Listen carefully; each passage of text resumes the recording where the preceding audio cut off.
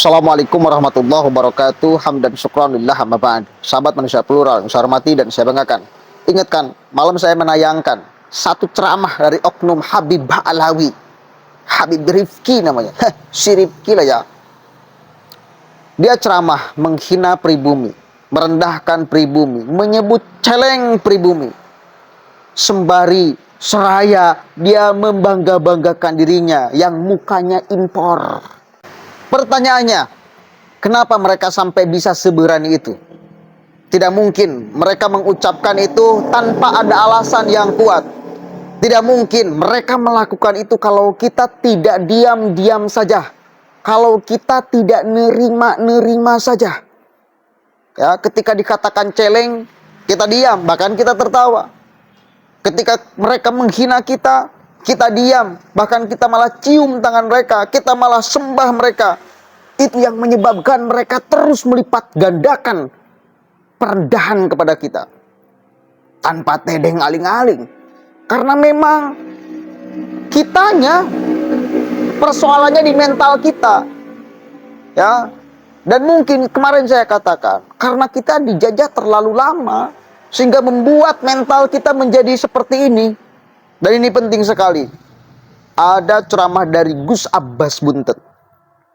Ini kemudian mentransfer kepedean kepada kita. Siapa sebetulnya kita? Bagaimana mestinya kita bersikap kepada orang-orang yang merendahkan dan menghinakan kita? Ini penting sekali. Transfer kesadaran ini mesti disebarkan seluas-luasnya kepada anak bangsa. Jangan sampai mau nerima aja ketika kita dihina, direndahkan, dilecehkan, dan segala macamnya. Sementara mereka hanya numpang hidup di kita. Kita berikan semuanya kepada mereka. Ini tidak fair. Ini tidak fair. Mulai sekarang kita mesti sadar. Mulai sekarang kita mesti bangkit. Mulai sekarang kita harus lipat gandakan kepedean untuk mengatakan bahwa saya dan Anda tidak ada beda. Kalau mereka ngaku sebagai turunan baginda Nabi yang punya keimanan lebih tebal daripada kita, bullshit. Enggak, sama-sama. Manusia itu adalah pangkatnya sama. Punya keimanan yang sama. Kadang naik, kadang turun. Kadang berbuat salah, kadang berbuat baik. Sama, level kita dengan mereka sama. Ini prinsip yang mesti dipegang terlebih dahulu. Sebelum kita bisa mengatakan melawan mereka. Mengatakan tidak terhadap ucapan mereka. Karena kalau tidak punya prinsip ini, maka selamanya kita akan terus rendah, selamanya kita terus diinjak-injak. Kita harus punya pegangan itu dulu, ya. Coba kita dengarkan sama-sama dulu ya. Ini penting sekali, sebarkan sebanyak-banyaknya, seluas-luasnya, transfer kesadaran ini. Limited edition ini. Muka-muka impor. Kalau lo kan muka lokal. Hidung pesek, pipi tembem,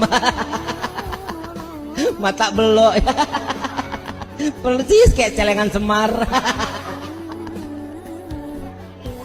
Ini kalau dibiarkan rusak budaya kita, menjadi budaya jahiliyah. Ini kalau dibiarkan rusak itu akhlak di generasi kita. Ini kalau semua kita tidak dihadapi, hancur maka adat budaya kita, hancur keindonesiaan kita, hancur kita sebagai bangsa Indonesia. Makanya tidak ada kata lain. Mereka sudah melakukan hal-hal yang sangat luar biasa.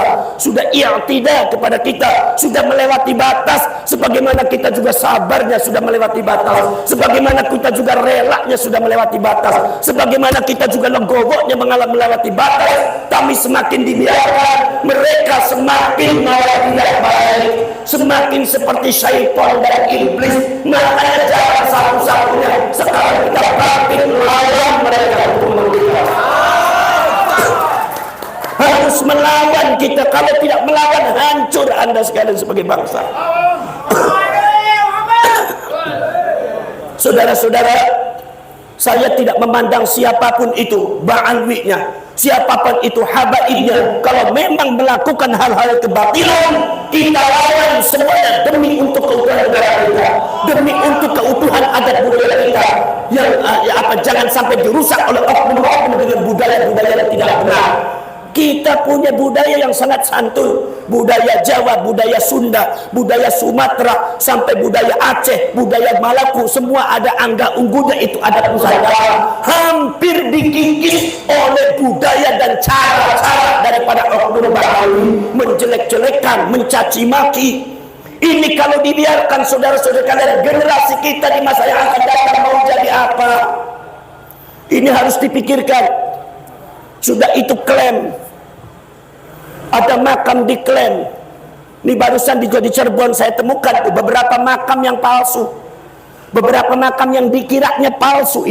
Sebab zaman dulu masyarakat tidak mengenal di situ ada Syarifah, di situ ada Habib, tetapi sekarang ada makamnya. Bermunculan Allah menunjukkan ja'al haq wa zaqal batil innal batila kana zahuqa. Kita sebagai bangsa Indonesia jangan ragu-ragu, ketika yang hak datang maka kebatilan pasti akan hancur. Allahu Akbar.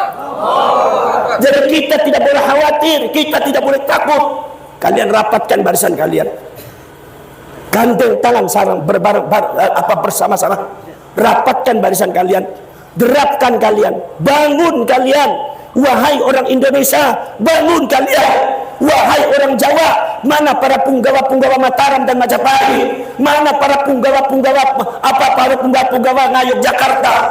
Mana para punggawa-punggawa Priangan yang ada di Jawa Barat, Kesultanan Cirebon, Kesultanan Banten?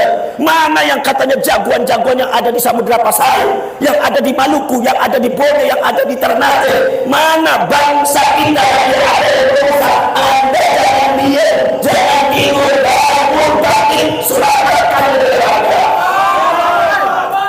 Selamatkan negara Anda, jaga negara Anda, benahi negara Anda. Ini ada oknum yang besar, hadapi mereka semua.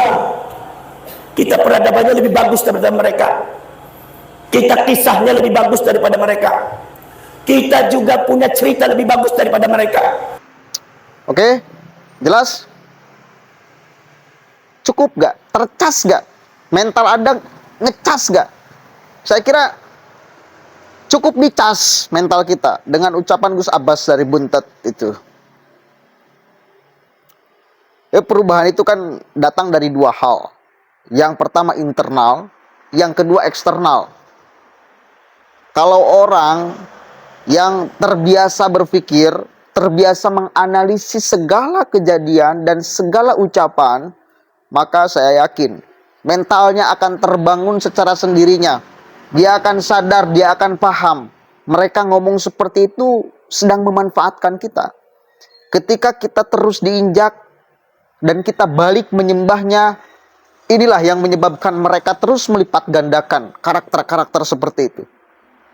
Ketika mereka garang, kita ciut, terus mereka akan lipat gandakan kegarangan.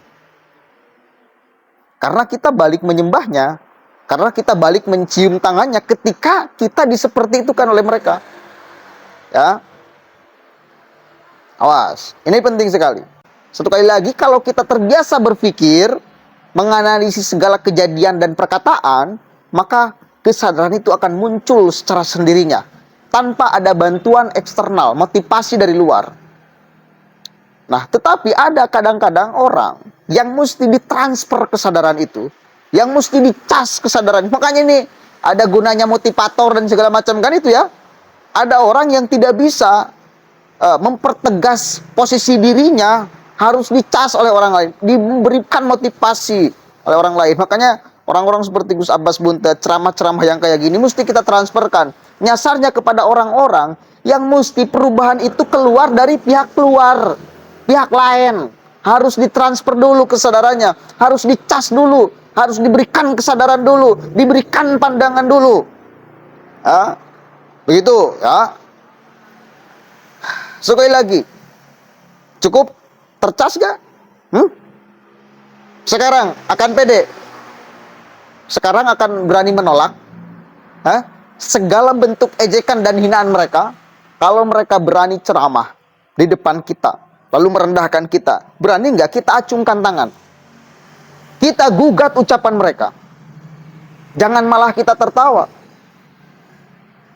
jangan malah kita balik menyembahnya, mencium tangannya. Oh iya, memang saya rendah, Anda yang mulia. Memang saya hina, Anda yang mulia. Jangan seperti itu. Mulai sekarang, kita harus sadar, posisi kita sama, nggak ada beda.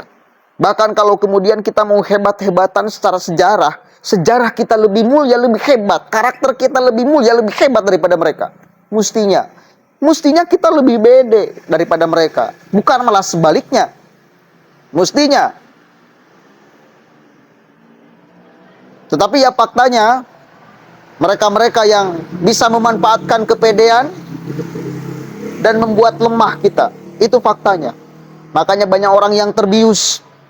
Kita direndahkan, kita dihinakan, kita malah balik mencium tangannya, menghormatinya, menyembahnya. Itu faktanya. Dan itu bukan 1-2 orang, banyak.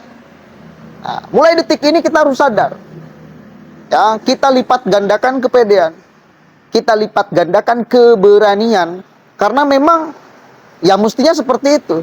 Coba bayangkan ketika si oknum Habib itu mengatakan demikian, menghina kita, maka ini tidak bisa dibenarkan dengan dalil apapun. Dalil kemanusiaan tidak bisa dibenarkan, dalil agama juga tidak bisa dibenarkan. Mana bisa, itu namanya menghina Tuhan. Menghina ciptaan Tuhan artinya menghina Tuhan. Ngerti gak? Maka kita punya alasan untuk menolak, untuk menggugat ucapannya. Bukan hanya karena kita berbeda bangsa dengan dia. Bukan hanya karena kita pribumi. Itu di sisi lain, di lain pihak ucapannya juga kemudian melanggar banyak hal. Termasuk dia melawan kodrat Tuhan. Dia menentang apa yang menjadi takdir Tuhan. Begitu ya. Secara narasi agama juga salah. Secara narasi sebagai sebuah bangsa, mereka yang numpang di kita juga salah. Ngerti gak? Maka kita cukup punya alasan kuat untuk kemudian menolak segala bentuk penghinaan mereka. Paham? Paham? Cukup ya? Mari lipat gandakan kepedean. Karena ini penting sekali untuk pondasi awal kita. Untuk pondasi awal. Pondasi awal. Assalamualaikum warahmatullahi wabarakatuh.